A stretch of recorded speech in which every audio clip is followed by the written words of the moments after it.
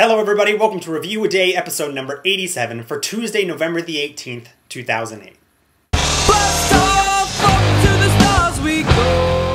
Hello everybody, welcome to Review a Day, the daily video blog where I review a movie 7 days a week. My name is Leland Brungart and thank you very much for joining me. I'm back, I'm still pretty tired, so I'm probably not going to have a super long video today, but the film I will be reviewing today is the newest James Bond flick, Quantum of Solace. This film was directed by Mark Forster. Mark Forster's kind of an interesting choice to direct this film. He directed Monster Ball, and Stranger Than Fiction, Finding Neverland. This is his first action film, I believe. This film stars Daniel Craig, Olga Kurylenko. I'm butchering that horribly, but she's the newest Bond girl.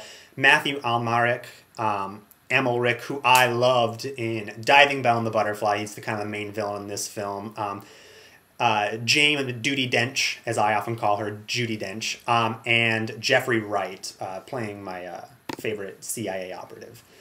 I don't know if I can exactly tell you what happens in Quantum of Solace. I think that's one of the problems I always have had with films like this and some James Bond flicks. I'm never exactly sure what happens or what goes into them. It deals with like a secret society, Quantum, I believe. I can't really tell you, but it's interesting because this film is actually really a direct sequel to Casino Royale. It directly deals with a lot of the things that happen in that film, and if you haven't seen Casino Royale in a while, or you aren't super familiar with what happened in that film, I highly recommend watching that before you go into this movie, because I think you will get much, much more out of this film.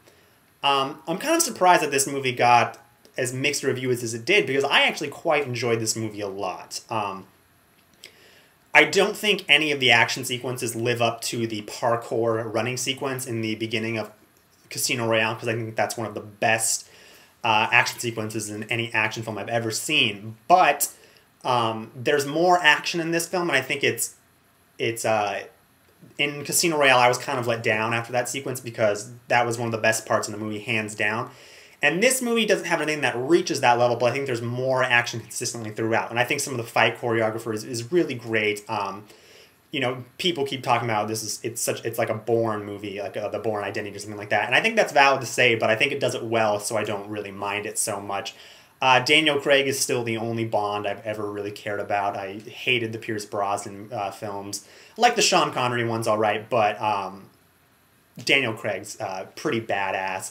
Matthew Amalric, is that how I'm pronouncing it? The villain in this one is good. I don't think he's as good as the guy who bleeds blood in the first one, but he's great nonetheless. I was kind of enjoying this film on like a 3 out of 5 scale the entire film, but the film gets to the end and it starts really dealing with the end of Casino Royale and the woman he was in love with in that film. And I think the very end of this film, like probably like 5 minutes of it, is fantastic, and I really found myself caring for James Bond in a way I never thought I would do. I found the ending this to be kind of I don't know how, I can't really sum it up, but I'm not going to spoil it. I love the ending of this film. It doesn't end the way an action film like this typically does, and I completely applaud it for that. I think this is a really pretty great movie. This is the only Bond. This is the only time I've ever cared about James Bond or any of the films. I actually give this film a 4 out of 5. I think the ending is something really special, and it takes James Bond in a different way that I have not seen before. And I think there's some really great action sequences. There's a really I don't know why, but there's a part in this film that was so hard for me to watch, and basically a guy gets an axe into the end of his foot, but like this, like the axe goes in like that, and I was like, I can't stop thinking about it, and it was like that part was so much more excruciating to watch, and it's like 5 seconds. That part was harder to watch than all of Saw 5 was, which was just a terrible movie, and that one scene in Quantum of Solace was more entertaining than all of Saw 5. So if you guys are liking my reviews, make sure and subscribe. 4 out of 5. If you guys are liking my reviews, make sure and subscribe. If you have any recommendations on any films you'd like to see me review, leave them in the comments below. Thank you very much for watching, and I will see you guys tomorrow.